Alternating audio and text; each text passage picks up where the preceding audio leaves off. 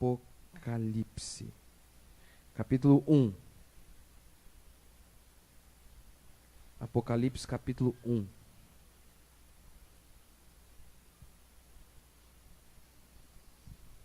Apocalipse, capítulo 1. Vamos ler até o versículo 3.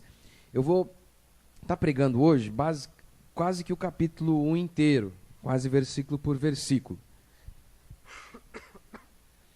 Mas aí, conforme eu for pregando, eu vou citando, vou lendo os versículos com os irmãos. Vamos ler então do versículo 1 até o versículo 3. Revelação de Jesus Cristo, que Deus lhe deu para mostrar aos seus servos as coisas que em breve devem acontecer, e que ele, enviando por intermédio do seu anjo, notificando ao seu servo João, o qual atestou a palavra de Deus e o testemunho de Jesus Cristo, quanto a tudo que viu.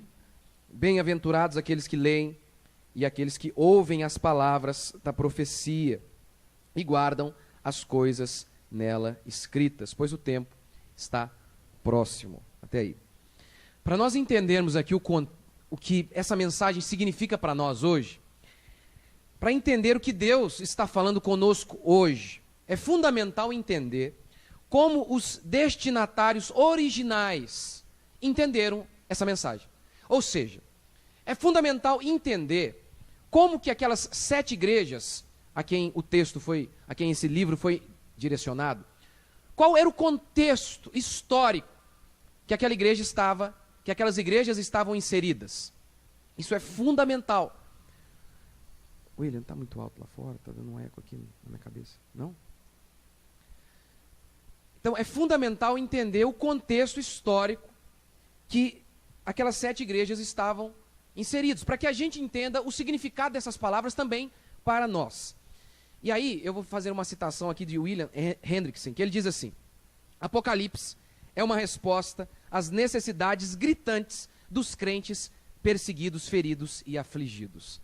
Ele diz isso, olha, esse livro foi escrito para consolar aquele povo que estava vivendo um período de muito sofrimento. Nós devemos nos lembrar, como eu já falei outrora, que os 11 apóstolos, todos os apóstolos já tinham morrido, com exceção aqui, o único vivo era João. Todos os outros haviam sido assassinados de maneiras terríveis. Pedro de cabeça para baixo numa cruz, Paulo decapitado. E o tema aqui de Apocalipse, você pode perceber, durante todo o livro, um dos temas básicos é como enfrentar todas as adversidades e os sofrimentos. E nós vemos isso aqui no livro de Apocalipse. O livro de Apocalipse fala de crentes sendo perseguidos, como de fato eles eram. Os cristãos foram perseguidos pelo Império Romano, pelo imperador romano. Domiciano governava na época, perseguiu os cristãos, Nero havia perseguido e por aí vai. Os judeus também perseguiram os cristãos. Apocalipse fala de pessoas que foram decapitadas, como eu citei, o apóstolo Paulo foi decapitado. Apocalipse fala de falsos mestres que atormentavam a igreja, que tentavam atrapalhar o percurso natural da igreja. Tudo isso aquela igreja enfrentava. E tudo isso nós também enfrentamos hoje. Tudo isso, não pense que as coisas mudaram, porque não mudaram. E aí, deixa eu só dar uma explicação de um contexto histórico, que naquela época, os apóstolos e a cristandade, os primeiros cristãos, os cristãos primitivos, eles não entendiam que estavam iniciando uma nova religião. Com a vinda de Jesus Cristo, eles não estavam iniciando uma nova religião.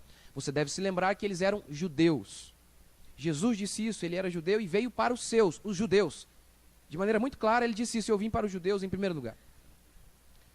Então, aqueles apóstolos, aquela igreja, não acreditava estar iniciando um novo movimento, pelo contrário. Eles estavam apenas confirmando aquilo que a Escritura havia anunciado. Eles estavam apenas dizendo para os judeus e para todos: pessoal, o que a nossa fé bíblica do Antigo Testamento ensina, se cumpriu. O Messias veio. Povo judeu, povo que se diz povo de Deus, que vocês que ouviram que o Messias viria, então, ele já veio. Jesus é o Messias. Eles não acreditavam estar iniciando uma nova religião, como de fato não estavam. Entretanto, conforme muitos judeus foram rejeitando Cristo, o distanciamento entre esse povo judeu cristão foi ficando cada vez maior em relação aos judeus, e aí o nome cristão pegou de uma maneira que não saiu mais. Mas essa era a ideia. Então veja, várias e várias vezes o apóstolo Paulo se refere à religião verdadeira usando o título de judeu. Judeu. O termo cristão nem foi inventado pelos cristãos. Foi um termo pejorativo, assim como puritano, anabatista e por aí vai. Eram termos que as pessoas colaram nos cristãos como chacota. A Bíblia diz isso lá em Atos. Veja, Paulo, quando vai se referir aos verdadeiros religiosos, o que ele diz? Olha, não é judeu quem é judeu apenas exteriormente. O verdadeiro judeu é aquele que é circuncidado no coração. Em outra passagem, Paulo diz, nós que adoramos a Deus pela fé, por meio da fé, é que somos o verdadeiro Israel de Deus. E aqui nós já temos uma grande ideia. Deus não tem hoje dois povos, o judeu natural e nós, a igreja. Só existe um povo. Só existe um povo de Deus hoje, e se chama a igreja. A igreja é o Israel de Deus. A igreja é o verdadeiro judeu, como disse Paulo.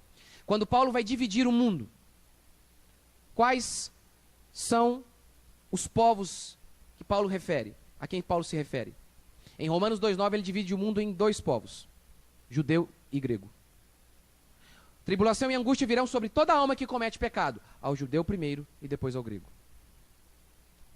Então essa era a ideia deles, eles eram os verdadeiros judeus, enquanto que aqueles outros judeus estavam negligenciando e desobedecendo a fé judaica. Por que eu estou contando isso? Por que eu estou contando isso? Porque quem perseguiu, em primeiro lugar, a igreja e o povo de Deus, não foi o Império Romano, foram os judeus. E Paulo está dizendo, não, nós somos os verdadeiros judeus, e vocês dizem que são judeus, mas nós é que somos quem somos os verdadeiros judeus. E quem mais perseguiu, no início, a fé cristã, foram os judeus. Jesus foi entregue pelos judeus. Onde Paulo estava pregando, tinha lá um judeu para tentar atrapalhar e contradizer Paulo. Vê se mudou. Quem mais persegue e enche o saco do verdadeiro crente, senão é aqueles cristãos, aquelas pessoas que acham que são cristãs e não são. Eu vou te falar na minha experiência, quem mais enche o meu saco são esses falsos cristãos, que se consideram cristãos e negam a fé cristã, por meio de suas crenças e atitudes constantes.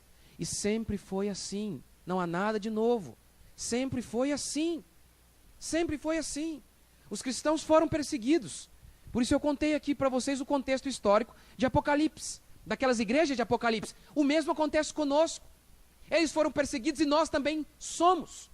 Há dados aí que estimam em mais de 160 mil cristãos mortos por conta de sua fé no mundo. Mais de 160 mil. E nós somos sistematicamente perseguidos. Cristãos morrem. Um muçulmano vai lá, explode a si mesmo e juntamente com ele outras pessoas, e ali estão incluídas pessoas cristãs. E o que a Rede Globo e os canais esquerdistas e progressistas de nosso país fazem? Pessoal, temos que nos preocupar, os cristãos estão sendo mortos, assassinados. Não!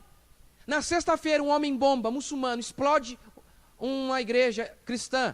No domingo, o Fantástico sai em defesa dos muçulmanos, dizendo, pessoal, não, cuidado com a islamofobia. É um absurdo.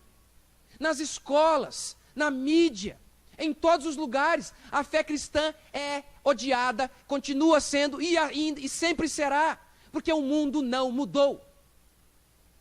O mundo não mudou.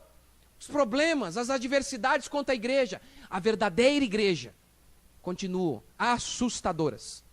Assustadoras. As igrejas que não são perseguidas são aquelas que acham que são cristãs, mas não são. A Bíblia conta judeus sendo perseguidos pelo Império Romano? Naquela época? Não tinha judeu sendo perseguido. Porque eles não faziam incômodo algum ao reino das trevas. Porque eles não eram verdadeiros judeus. Agora, os verdadeiros judeus estavam sendo perseguidos. Os falsos judeus, como o sumo sacerdote, tinham amizade com o imperador. Mas os verdadeiros judeus, o verdadeiro povo de Deus estava sendo perseguido. Sempre foi assim. E sempre será. A Bíblia diz, se nós quisermos viver de maneira piedosa, ou seja, fiel à palavra de Deus, todos seremos perseguidos. todos os que querem viver piedosamente em Cristo Jesus serão perseguidos, sem exceção. Esse é o contexto de Apocalipse, de sofrimento, de dificuldade e de como enfrentar essas dificuldades. Ele não chega, João não chega dizendo: pessoal, olha, se vocês fizerem uma campanha no Vale do Sal, vocês vão sair dessa. Vocês vão ter uma Ferrari, uma Lamborghini, uma casa na praia, porque vocês são filhos de Deus. Então, Deus é rico, Deus é dono de todas as coisas. Não é bem isso que ele diz, não é bem isso que ele promete. Ainda que o próprio João, em outra oportunidade, ora para que o povo seja próspero. Ele ora por isso, e eu também oro. E nós devemos orar que Deus nos supra. Mas a maior mensagem de Apocalipse é resistência, enfrentamento diante da perseguição contra a nossa fé, que é sistemática, que é meticulosa, que é coordenada, que é constante, por todos os meios possíveis, de todas as maneiras. Esse é o contexto de Apocalipse. É isso que você vai perceber aqui. Um povo sendo perseguido, e Jesus já anunciou: se vocês não são perseguidos, é porque vocês são falsos. Ai de vós quando todos vos louvarem, porque assim procederam com os falsos profetas, disse Jesus Cristo. Então esse é o contexto de Apocalipse. Nós vamos enfrentar sofrimento, nós vamos enfrentar dificuldade, vamos enfrentar privações, vamos enfrentar sofrimento. Apocalipse então foi escrito para esse povo, para mim e para você. Nada mais atual do que Apocalipse. Nada mais atual do que este livro fantástico, espetacular, para trazer fé, consolo e força para enfrentarmos todos os nossos inimigos. Então deixa eu dar alguns princípios aqui. Apocalipse é uma revelação. A palavra Apocalipse significa isso, revelação, como o texto aqui inicia, revelação de Jesus Cristo. Apocalipse não é a análise de um homem sobre os tempos. Não é isso. Não é que João sentou-se em sua cadeira, começou a fazer uma análise política, cultural, econômica do Império Romano, e então chegou a certas previsões. Não é isso. Não é isso que a Escritura anuncia. Isso tem a ver com qualquer outra coisa. Não é que João, e não é que Paulo e qualquer outro escritor bíblico sentou-se em sua cadeira e começou a pensar sobre a vida, sobre a origem da vida, sobre o casamento e sobre qualquer coisa acerca da nossa existência. Não é assim. Não é assim que funciona a Escritura. A Escritura é fruto de revelação. E o que significa essa palavra? Deus deu a João. Deus revelou a João o destino do mundo. Deus revelou a João o que iria acontecer. Deus revelou a Paulo o que é um homem, o que é uma mulher, o que é um casamento. Deus revelou a Moisés o início de todas as coisas. Revelação. O oposto disso é filosofia. E não fique preso aqui na palavrinha, no sentido grego apenas da palavra filosofia. Estudo da sabedoria, o amor pelo saber. Filosofia é o oposto de teologia. Filosofia é o oposto de revelação. Filosofia é Platão que senta-se e pensa acerca da vida após a morte, e então elocubra e chega à conclusão do mito de Er.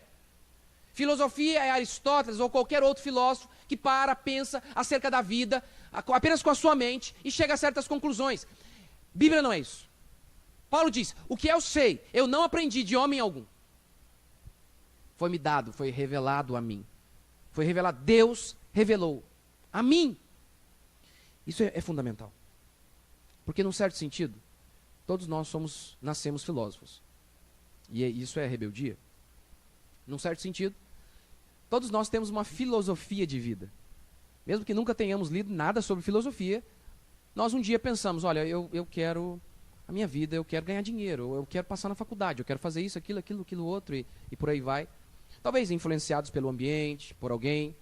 Mas nós tínhamos uma ideia acerca da nossa existência, acerca do que nós devemos fazer, de como nós devemos conduzir a nossa vida. Baseado em quê? Na nossa cabeça, ou na cabeça de outras pessoas. Mas você não deve conduzir a sua vida de maneira filosófica. E entenda o que eu estou querendo dizer aqui com o filosófico. No seu próprio entendimento. É isso que a Escritura diz: não te estribes no teu próprio entendimento. Seria a mesma coisa aqui.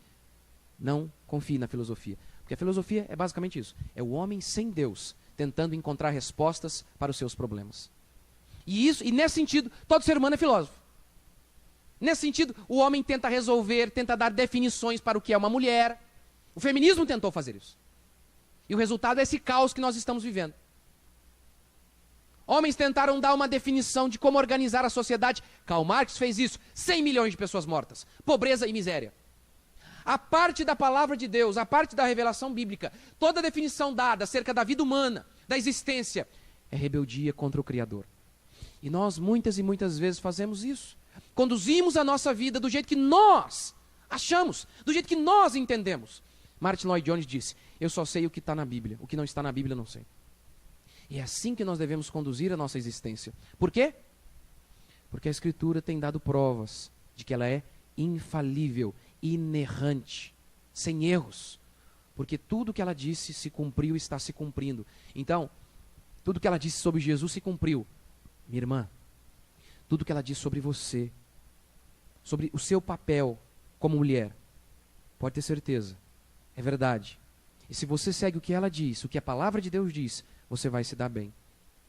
Agora, se você seguir o que as feministas dizem, você está perdida.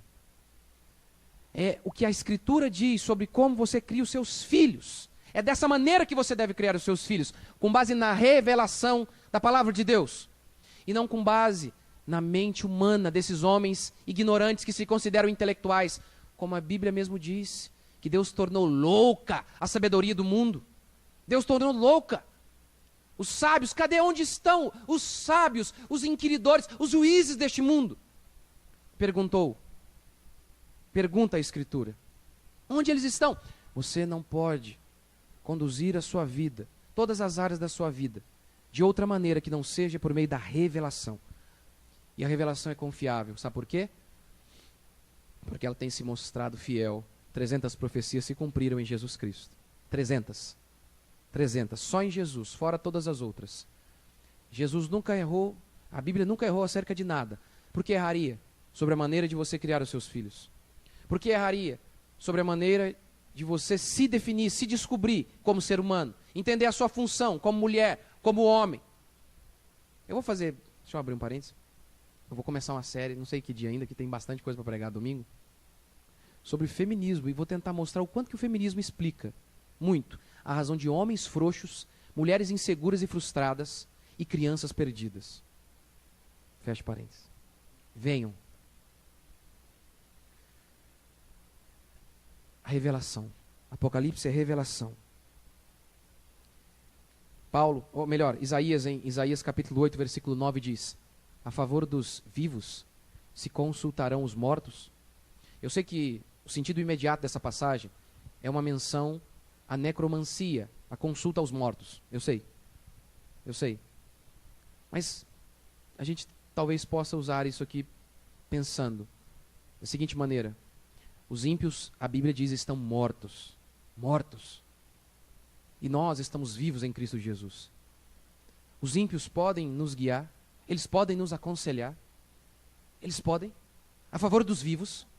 A favor dos vivos. Nós vamos consultar homens ímpios. Não. A minha e a sua existência deve ser pautada na Escritura, na palavra de Deus. E tudo mais, até quando a gente tem a necessidade de ler pessoas ímpias, tudo deve ser pautado com base na Escritura. Todos os livros devem fazer sua órbita em torno da Escritura. Todos eles. E é assim que você deve ler qualquer coisa. Qualquer coisa. Até escrito de pessoas extremamente geniais como Shakespeare. Até de alguém tão inteligente quanto ele. Tudo você deve ler na perspectiva de que a Escritura é a fonte de todo saber. Segundo, o tempo está próximo, diz aqui. As coisas que em breve devem acontecer. Ou seja, o livro de Apocalipse não diz respeito apenas às coisas referentes a um futuro distante, apenas em coisas que se tratam do 45 minutos do segundo tempo. Não.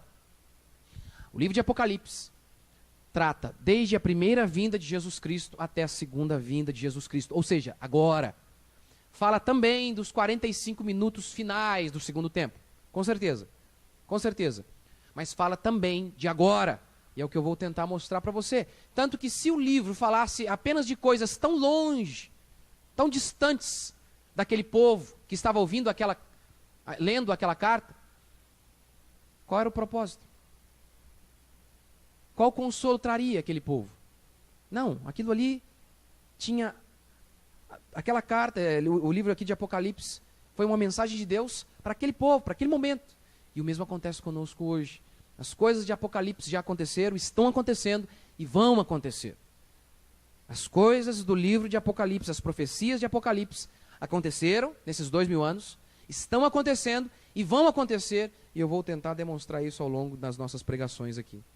Terceiro, o destinatário, que é a igreja. Nós. Lembra quando Jesus disse: graças te dou, ó Pai, porque ocultaste estas coisas aos sábios e instruídos e revelaste aos pequeninos.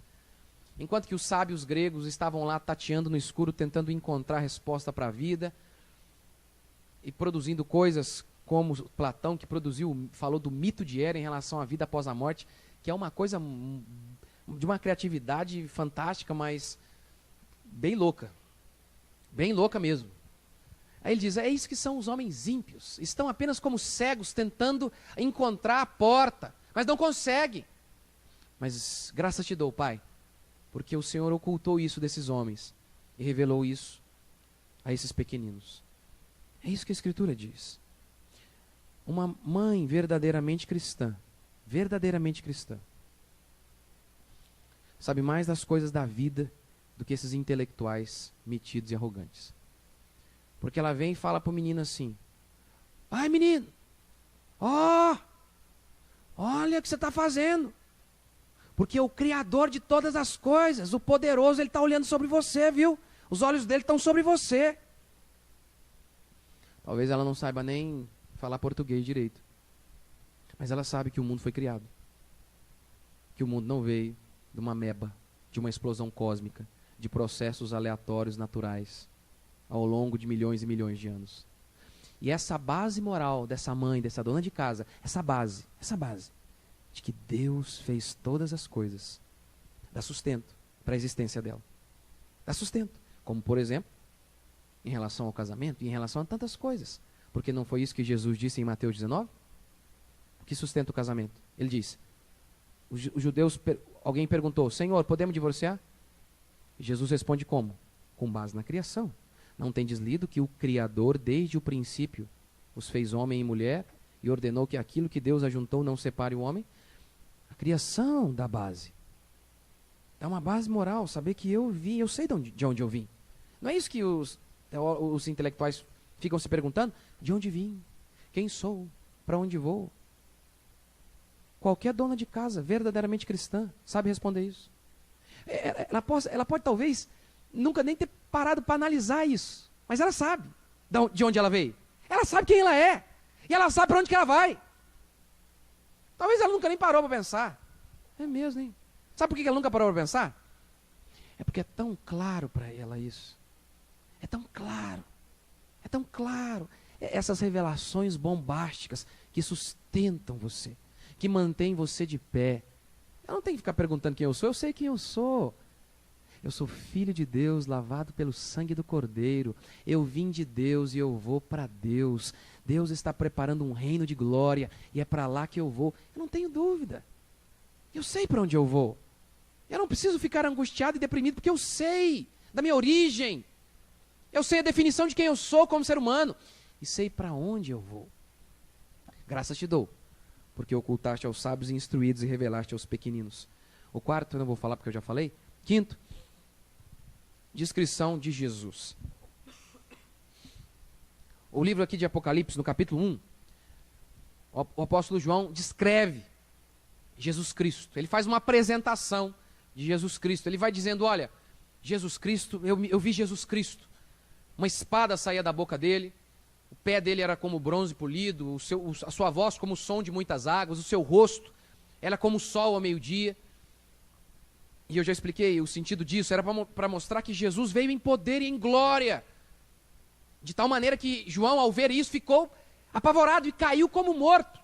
O mesmo João, que quando Jesus estava em carne, no seu período terreno, João reclinava sua cabeça no ombro de Jesus Cristo. Agora, era extremamente íntimo de Jesus. Agora ele vê Jesus em toda a glória e poder, e a Bíblia diz que ele cai como morto. Ele vê Jesus e ele cai como morto. Só abre um parênteses.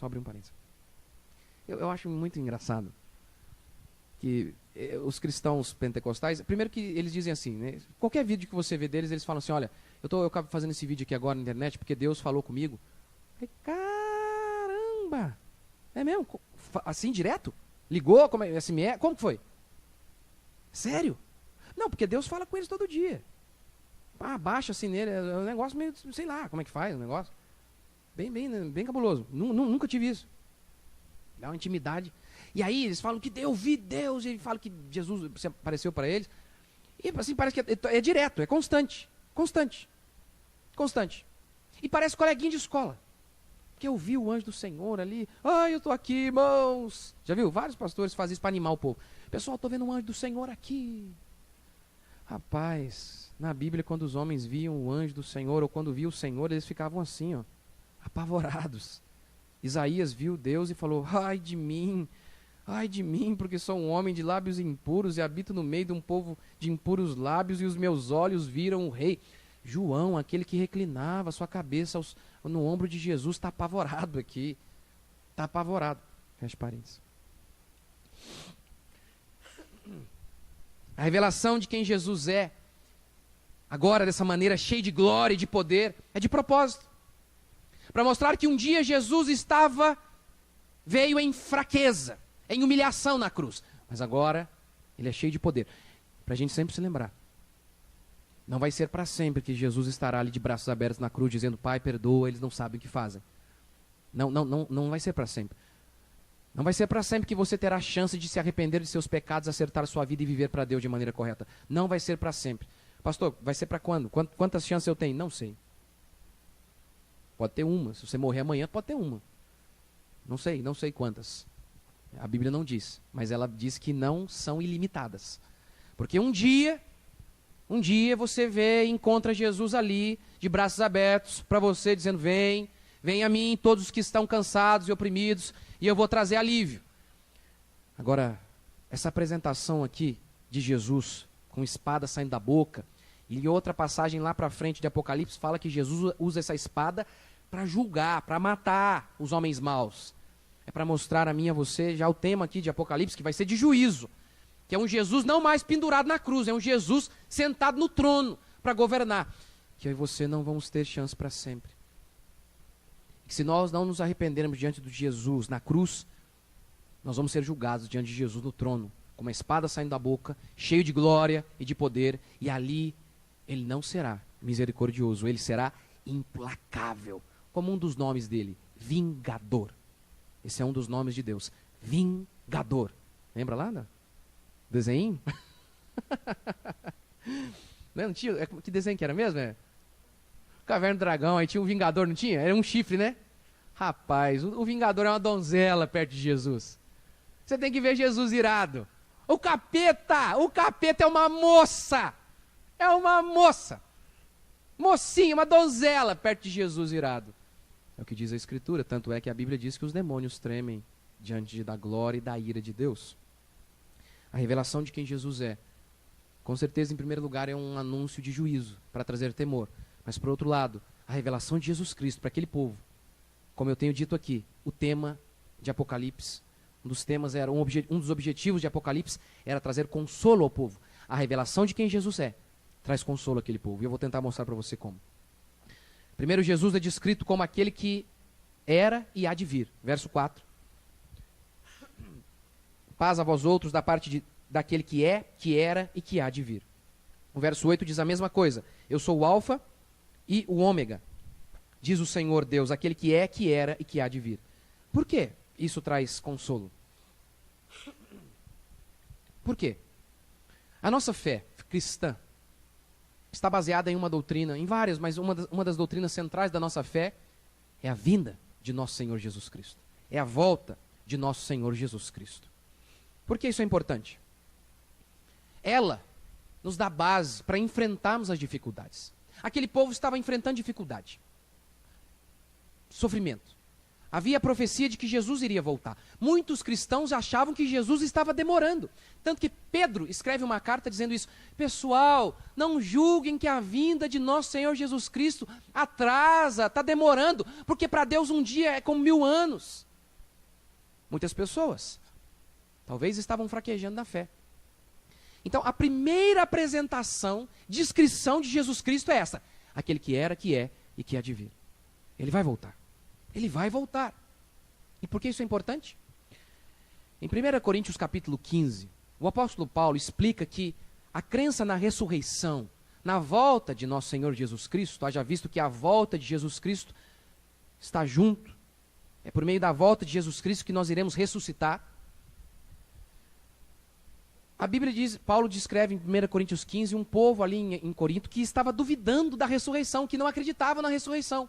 Talvez influenciados pelos saduceus, ou talvez muitos daqueles cristãos ali eram saduceus, e os saduceus não acreditavam na ressurreição. Então eles diziam, não tem ressurreição. E veja o que Paulo diz para eles. Pode pôr.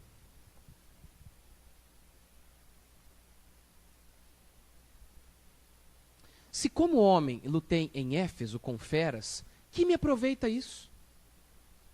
Se os mortos não ressuscitam, comamos e bebamos, que amanhã morreremos.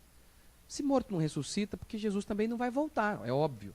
Então a volta de Jesus está intimamente ligada com a ressurreição dos nossos corpos, porque quando Jesus voltar, nós iremos ressurgir, diz a Escritura. Paulo então diz, Jesus não vai voltar, não tem ressurreição? Então fazer o seguinte, vida louca. É isso. Vamos comer e beber. Não pense aqui que a comida aqui, a bebida é arroz, feijão e água, tá? Aqui é comer, beber lá no gordo, lá na boate. É o sinônimo, é o símbolo da diversão, de atender todos os apetites carnais de seu coração. Se não há ressurreição, se Jesus não vai voltar, não tem juízo de Deus. Porque a ressurreição faz alusão ao juízo de Deus, à volta de Jesus Cristo. Porque na volta de Jesus Cristo, os mortos irão ressurgir. Para quê? Para o julgamento. Então é isso. Paulo diz, olha, se Jesus não volta, se Jesus não vai voltar, se não há ressurreição, se não há juízo final, rapaz, por que eu arrisquei a minha vida lutando com feras? Por que eu fiz isso? Ou seja, agora pega o inverso disso. Agora se há ressurreição, os demônios que eu lutei, os sofrimentos que eu enfrentei, tudo isso teve um propósito. Tudo, cada angústia vivida, cada perda, cada sofrimento tem um propósito. Que propósito? De que tudo coopera para o bem daqueles que amam a Deus, daqueles que são chamados segundo o seu propósito, daquele que está nos preparando a cada dia para a verdadeira vida, o reino dos céus. Então quando ele vem e diz, olha, pessoal, é aquele que vai vir, e aquele que vai voltar e vai enxugar dos seus olhos toda lágrima, como diz Apocalipse, lá no final. Ele vai enxugar toda lágrima. Portanto, um dos pilares da nossa fé é a volta de nosso Senhor Jesus Cristo. Por que arriscar nossa vida? Por que não ter medo das feras? Por que não ter medo de morrer, de perder certas coisas? Porque nós acreditamos que ainda que a gente morra diante de uma fera, diante de um governante, ou diante de qualquer circunstância, a gente sabe que nós não perdemos nada. Por quê? Porque Jesus Cristo vai voltar. É só por isso que alguém luta com uma fera. Não há outra explicação. Como, por exemplo, aquele advogado que eu sempre gosto de contar aqui, o delegado lá no Paraná, se eu não me engano, que decidiu peitar um bando de traficantes e, resultado, mataram o delegado. Se não há vida após a morte, se vai tudo acabar aqui, para que eu vou fazer o que é certo, correndo um risco de morrer, de perder emprego, de perder certas coisas? Se não há vida após a morte, que se dane. Comamos, bebamos e, tô nem aí para amanhã. Jesus é aquele que era, é e há de vir. Isso sustenta a sua fé hoje, para enfrentar feras. Por isso o verso 5 também diz, primogênito dos mortos. Jesus é o primogênito dos mortos. Logo depois, ele diz no verso 4, que Jesus é aquele que era, que é e que há de vir. E logo em seguida ele diz, primogênito dos mortos. primogênito é o primeiro. Jesus foi o primeiro a ressurgir dentre os mortos. Ou seja, o que ele está dizendo para aquele povo? Se eu sou o primeiro, é porque vocês serão os segundos. Porque você, cristão, vem depois. Eu sou o primeiro, mas vocês também vão ressurgir. Por isso, isso dava confiança a eles. Segundo, terceira descrição de Jesus, diz que Jesus é fiel testemunha. Fiel testemunha. Aqueles cristãos estão sendo perseguidos, pensando em negar a fé, como nós bem conhecemos que muitos soldados romanos chegavam e desafiavam aqueles cristãos, dizendo, nega Jesus ou morre. Aí João vem e diz, Jesus é a fiel testemunha, que mesmo diante de todas as tentações para desistir, ele manteve o testemunho, ele foi fiel. Mesmo em face da morte, ele manteve o testemunho. Não é sem razão que João apresenta Jesus assim. Era para dizer para aquele povo, mantenham o testemunho. Sejam fiéis. Porque é isso que Paulo diz, é isso que Deus espera de nós, que sejamos encontrados fiéis. Podemos talvez não ser encontrados ricos quando Jesus voltar. Talvez nós podemos não ser encontrados bem-sucedidos aos olhos do mundo quando Jesus voltar. Mas o que a Escritura adverte, que Deus espera de nós, é que sejamos encontrados fiéis. É isso, essa deve ser a base da nossa vida. Sermos encontrados fiéis. Deixa eu só dar um exemplo. Só um. Eu ensino meu filho todos os dias. Eu sempre falo a ele, o que você vai fazer da sua vida, eu não sei. Eu não sei o que você vai fazer. Você vai jogar bola, se você vai ser pastor, se vai ser empresário, vai ser, sei lá o quê. Eu não sei. Mas não interessa o que você vai fazer. Você tem que saber que, em primeiro lugar, você existe para glorificar a Deus. Você não nasceu para ser pastor. Você não nasceu para ser empresário. Você nasceu para glorificar Deus. Porque se necessário for abrir mão do seu trabalho, do seu ministério, de qualquer coisa, para manter a fidelidade, você mantém a fidelidade, mas abre mão das outras coisas. Porque nós nascemos para isso. E a nossa vida só vale a pena e só tem sentido assim. Saber que nós existimos para glorificá-lo. Para glorificá-lo. Para manter a nossa fidelidade e a nossa fidelidade servir de testemunho que glorifica o nosso Deus. É isso que a Escritura anuncia. A Bíblia diz, outra descrição de Jesus, que ele é o alfa e o ômega. Verso 8, eu sou o alfa e o ômega. Aquele que é, que era e que há de vir. Tem pelo menos dois sentidos aqui em relação àquilo que João quer comunicar sobre Jesus Cristo. Alfa e ômega correspondem à primeira e última letra do alfabeto grego. Então, ou seja, significa princípio e fim. Qual é a ideia? João diz que Jesus é o alfa e o ômega, e logo em seguida, no mesmo versículo diz, aquele que era, é e há de vir. Então, em primeiro lugar, o que ele está dizendo é, Jesus é o início de todas as coisas. Ele é o início da criação. Como a Bíblia diz lá em João, que Jesus estava lá na criação. No princípio, ele era o verbo. Lá no início, ele era. Ele era o Logos. Ele era. E o final de todas as coisas. O início começou com Jesus. E o final também. O final deste mundo vai se encerrar com Jesus Cristo, apontando no horizonte, em seu cavalo branco, para julgar o mundo. E a Bíblia diz que esse mundo aqui será enrolado como um pergaminho e terá um fim. Porque o mundo, este nosso mundo não é cíclico. Não é cíclico, como dizem alguns. Como assim? Que vive dando voltas e nunca tem fim. Não, a história caminha para um fim. E o fim será orquestrado por Jesus Cristo. Esse é o primeiro sentido. Mas, talvez o sentido mais forte aqui de alfa e ômega seja que, já que alfa e ômega correspondem à primeira e última letra do alfabeto grego, a língua predominante na época, o alfabeto que era utilizado pela maioria para se comunicar, e por meio dele se obtinha o conhecimento, ao dizer que Jesus é o alfa e o ômega, o que João, inspirado por Deus, está dizendo é, Jesus é a fonte todo o conhecimento. Jesus é a fonte de toda a revelação de Deus. Não há nenhuma construção de conhecimento sem Ele. O conhecimento da vida, da morte, está em Cristo Jesus, não nos filósofos.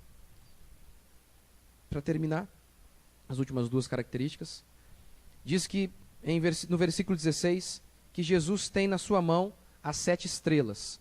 E o versículo 20 explica que as 7 estrelas são os anjos das igrejas. Independente se você acredita que o anjo aqui representa um anjo mesmo, ou como eu e como muitos cristãos, só podem entender que o anjo aqui representa o pastor da igreja, o presbítero da igreja. Mas, de qualquer maneira, a minha interpretação aqui serve para as duas. Seja você achar que essa mensagem aqui, o anjo da igreja, representa um anjo mesmo ou um pastor, tanto faz. Ainda a minha interpretação é a mesma, de que as 7 estrelas, os 7 anjos, o texto diz que os 7 anjos, o anjo é um mensageiro, o anjo é um guardião, não é? Os 7 anjos, ou os 7 pastores, que eram de cada igreja, os 7 anjos de cada igreja, eles estavam nas mãos de Jesus. A ideia é essa: a igreja é de Deus, Jesus governa a igreja. O pastor não é dono da igreja, ninguém é dono da igreja. Jesus é o dono da igreja. Ele redimiu a sua igreja, ele comprou a sua igreja. Portanto, não precisamos nos preocupar. Quando nós olhamos aí pelo dia a dia, Valdomiro, Santiago, Silas Malafaia, tantos outros, e ficamos apavorados. Agenor Duque, é cada dia um profeta novo, parece que é uma praga, é uma árvore daninha mesmo, brota assim, né? E a gente fica, não, é cada absurdo, né? É cada absurdo que a gente vê. Um dia o cara leva uma facada e aí depois a veste dele, ele vende a veste para operar um milagre. E essas são falsas igrejas, como a Escritura já anunciou, são falsos profetas, como a Escritura já anunciou. Mas a igreja verdadeira está aqui, ó, nas mãos de Deus. Jesus tem cuidado da sua igreja. Se tem cuidado da sua igreja, do seu povo, de maneira coletiva, ele está dizendo que ele tem cuidado de você também. Que você está nas mãos dele, porque se você é igreja, você está nas mãos dele. E quem pode retirar você das mãos dele? Quem pode ser maior do que a mão do Todo-Poderoso? Aquela mão que mediu os céus a palmos. Quem pode ir contra a mão do Todo-Poderoso? Não é isso que nós oramos? Ó Deus, vem com a tua mão poderosa. Quem pode arrancar você das mãos dele, como diz Paulo em Romanos? Nada e nem ninguém podem nos separar do amor de Deus que está em Cristo Jesus. Nem a morte, nem a vida, nem os principados, nem as coisas do presente, nem do porvir. Nem o amanhã. Nada e nem ninguém, e nem você mesmo. Nem você mesmo tem uma vontade tão forte, ou mais forte, que a vontade de Jesus, de manter você são e salvo até aquele dia. Porque aquele que começou a boa obra em você é fiel para completar quantos creem. E por último, o versículo 7 diz que todo olho verá. Verso 7. Eis que vem com as nuvens e todo olho verá. Portanto, aquela ideia de que Jesus vem de maneira escondida é um engano. Vou tentar, acho que Apocalipse fala disso também lá na frente. Vou mostrar que é balela. Eis que vem com as nuvens e todo olho verá, até quantos o transpassaram. A ideia aqui de que Jesus vai vir escondido, você já deve ter visto aí no carros por aí, né? Olha, em caso de arrebatamento, esse carro ficará desgovernado, acreditam alguns. Que a igreja vai ser arrebatada e o pau vai quebrar aqui ainda, vai continuar, e aí a besta e por aí vai. Eles fazem um entendimento, fazem essa seguinte interpretação, porque leem lá que a Bíblia diz que Jesus vai vir como um ladrão. Vai vir como um ladrão. Então eles pensam, o ladrão, ele... Como, por exemplo, o ladrão aqui. Como é que ele fez o ladrão? Que ele veio escondido, né? Chegamos aqui, estava o brinde. A porta quebrada. Levaram o violão. Aí eles, tá vendo? Ninguém vai ver. Ô louco, mas você nunca foi assaltado a mão armada? O ladrão só vem escondido? Não, a ideia lá da ilustração, de falar de ladrão, é para mostrar que o ladrão, ele não avisa. Ele não fala, a não ser o governo, que ele avisa todo final de ano. Ele fala, vou te roubar o INSS, o FGTS. Esse é o único ladrão que avisa. O único. O restante dos ladrões não avisam, eles vêm de supetão. Você está andando de boa lá, de repente, mão na cabeça, perdeu. Não é assim? É isso. Essa é a ideia. Mas aí eles entendem a ilustração de maneira errada. Lembra o que eu disse aqui, ao longo de outras quintas-feiras atrás? Você não pode pegar uma ilustração ou uma parábola e usar ela como parâmetro para interpretar todo o resto da Bíblia. É o contrário. Você usa o resto da Bíblia para interpretar a parábola. Então, se no resto da Bíblia me diz que Jesus vai vir e todo olho vai ver, todo olho verá. Então, meu amigo, não vai ser no escondidinho, né? Não vai ser no escondidinho. Todo olho verá. Então, aquela ilustração do ladrão lá só pode ser assim, a ideia de surpresa.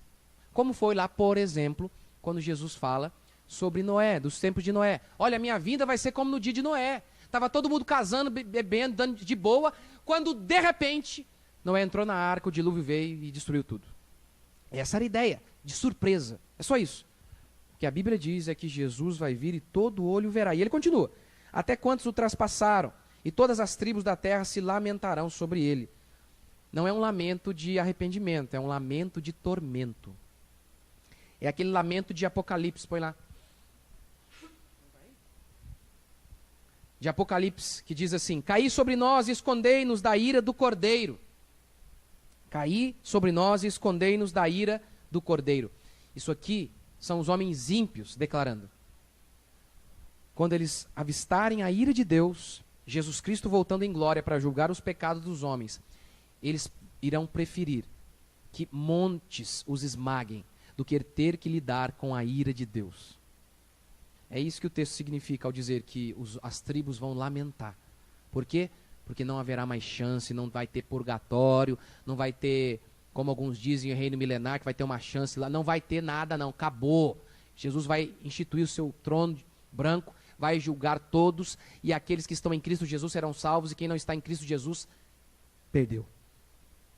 Para encerrar, eu disse aqui o que Cristo é, e vou citar rapidamente o que Cristo fez, porque aqui Apocalipse capítulo 1 também diz o que ele fez por nós. Verso 5 diz: aquele que nos ama e pelo seu sangue nos libertou de nossos pecados. Nos ama e nos libertou de nossos pecados. E verso 6, nos fez reino e sacerdotes, diz o texto. Qual foi a sensação dos cristãos ao receberem essa carta, esse livro de Apocalipse? Quando eles começaram a ler o capítulo 1 aqui. Deus nos ama, Deus nos libertou de nossos pecados, nos fez rei e sacerdotes. Lembra o contexto? Pense que você é um cristão lá naquela época. Você está sendo perseguido. Todos os apóstolos foram assassinados, com exceção de João, e João está preso. Vocês viram você viu vários e vários cristãos sendo mortos. O pau está quebrando. Sofrimento, dificuldade, por conta da fé em Cristo Jesus. E aí João vem e diz o quê? Aquele que libertou você do pecado, aquele que ama você e aquele que fez você rei e sacerdote. O que aquele cristão pensaria? Primeiro, ele pensaria ao ouvir isso aqui, diante de todo aquele sofrimento, Deus é soberano. Eu acabei não falando isso, né? Soberano sobre os reis da terra. Isso aqui é outra característica de Jesus. Soberano sobre os reis da terra. Você imagina, está lá o cristão sendo perseguido pelo imperador, aquele imperador que se considera poderosíssimo, tem até um culto. Né? Durante a história romana tinha o culto ao imperador, porque o imperador se considerava Deus mesmo na vida do povo. Já ouviu falar da paz romana? O Império Romano trouxe paz. Eles conseguiram construir muitas estradas porque existia paz. Por isso a economia cresceu, porque o Império Romano trouxe paz por meio de seu poder. E isso, obviamente, trazia riqueza para todos. Então existia o culto ao imperador, para agradecer ao imperador. E aí está ali aqueles cristãos estão vendo isso. Essa heresia, esse absurdo. E aquele homem maligno, perseguindo cristãos, aquele idólatra que se considera Deus. E aqueles cristãos estão sofrendo. E eles leem isso aqui. E o que eles pensam? Ele é soberano. Ele é soberano, ele é a fiel testemunha. A fiel testemunha. Aquele que é justo, que, como disse Abacuque, ele não pode ver o mal. E esse soberano, diz aqui o texto, que ele me ama. Me ama. Só isso. Já não é o bastante para consolar aquele povo que estava sofrendo? Ao pensar em todas as dificuldades e limitações que eles estavam tendo. Talvez falta de dinheiro, falta de tantas coisas. E aí eles ouvem, eu sou soberano, eu governo esses reis. Mesmo esses reis ímpios, eu estou no controle. E lembre-se, eu sou justo. E lembre-se, eu amo você. Aquele que nos ama. Só isso já não basta para consolar também o seu coração hoje, diante dos sofrimentos e limitações que você enfrenta. E saber que até aquelas coisas ruins, efetuadas até por outros homens malignos contra você, ele diz, eu sou soberano. Não é que aquele imperador Domiciano, ele surgiu no poder, ou o PT e toda essa praga aí desses políticos, surgiram porque Deus deu uma saidinha, quando ele voltou, estava lá. Deus foi para as Bahamas Celestiais. Quando ele voltou, falei, rapaz, olha lá o que aconteceu. Ele está dizendo, eu governo, nunca deixei de governar, eu governo, inclusive sobre esses reis pagãos, ímpios, idólatras, assassinos. Assim como fiz com Nabucodonosor. Eu não usei Nabucodonosor em outro tempo para efetuar o meu juízo, para cumprir a minha vontade. Eu estou fazendo o mesmo agora. E o mesmo vale para o nosso país. Nós não estamos aqui no meio do deserto abandonados. Não estamos. O Senhor, o Rei dos Reis, o soberano, envia essa mensagem para nós hoje também.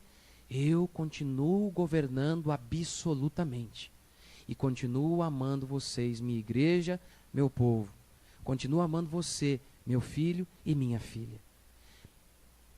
Precisa pregar, sei lá, o resto de Apocalipse? Só isso já não basta? Só isso já não basta para você levantar amanhã? E mesmo sem entender o agir de Deus, se levantar e dizer, Ele me ama. O Deus vivo e todo-poderoso, que não tem pecado, que não pode ver o mal, que não pode mentir, porque é contra a sua natureza. Esse ser justo e perfeito me ama. Consolo. Consolo. Mas o texto também diz, não é? Que eles foram livres do pecado, que Deus nos libertou do pecado, Jesus nos libertou do pecado. Isso é consolo? Eles podiam dizer o seguinte, olha, nós não somos livres dos romanos. Nós não somos livres dos romanos. Mas nós somos livres do pecado. Nós não estamos mais escravizados pelo pecado como os ímpios são. Aqueles ímpios que andam em liberdade, porque são romanos, mas são escravos de seus vícios, que os atormentam, que destroem os seus casamentos. Porque assim são os ímpios, são viciados no entretenimento, são viciados em pornografia, são viciados no trabalho, são viciados em si mesmos. E por isso a vida deles é uma escravidão. Não somos assim. Você acha que nós somos livres? Eu não posso dizer que eu sou livre. Porque o governo é dono da minha casa, o governo é dono do prédio aqui, ele é dono do prédio. Porque essas janelas aqui, ele que definiu que tinha que ter essas 4. O recuo na frente, atrás, do lado, ele é o dono. Tivemos que fazer isso aqui, quase tudo aqui foi, sabe, a planta de quem? Do governo. Porque ele acha que é dono de tudo. A sua casa, todo ano você não paga IPTU? O seu carro, é seu. Você já paga pedágio, depois você paga IPVA de novo. Me explica, porque nada é seu.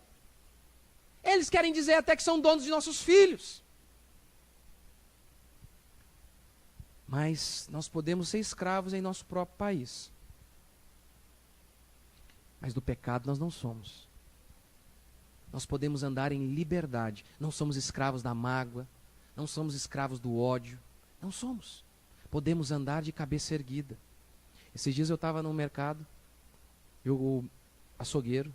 Eu nunca vou, mas minha esposa agora está com nenenzinha, né? Então de vez em quando eu tenho que ir. Detesto. Tô lá na fila. Aí um cara suado, fortão. Aí eu fui e falei, olha, eu quero 4 chuletas. Aí ele chegou e falou, aí eu falei, só que eu quero essas 4 aqui da frente, pode ser? E eu falei bem educadinho. Aí eu não lembro o que ele falou, mas começou a dar um xingue em mim.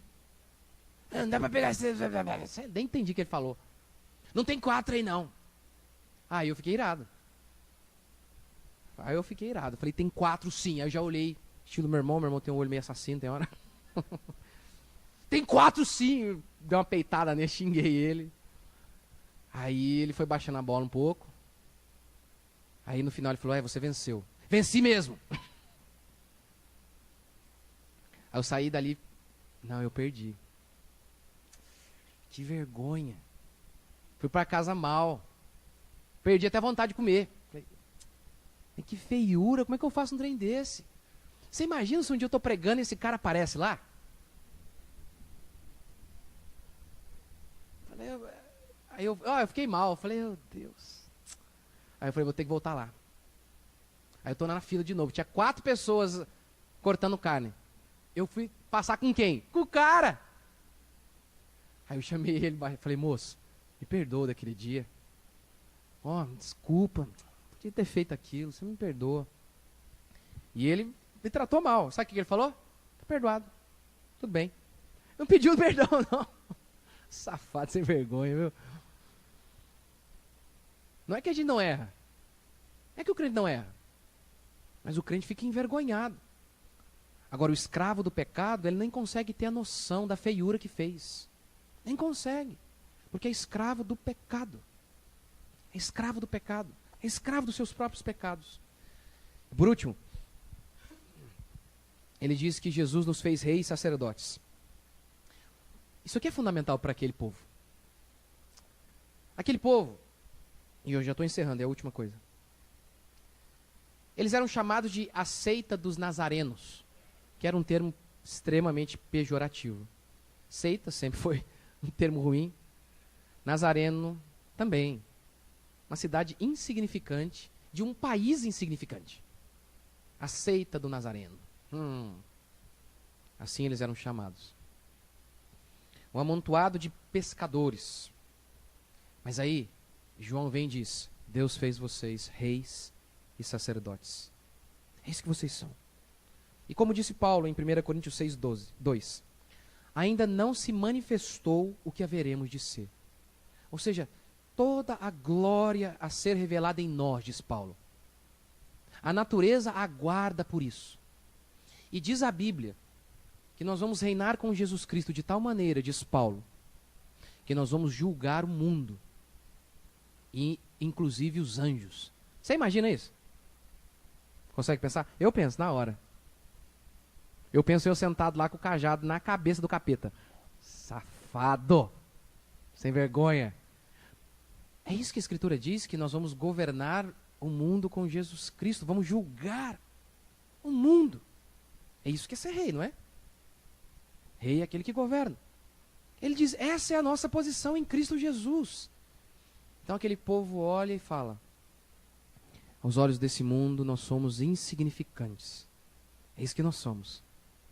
Mas quem diz que esse mundo significa alguma coisa? Quem diz que esse mundo é o fim de todas as coisas? Que acaba tudo aqui? Quem diz? Isso aqui não significa nada. O que importa é o que nós somos para Deus. E é isso que importa. E é isso que eu e você devemos nos lembrar.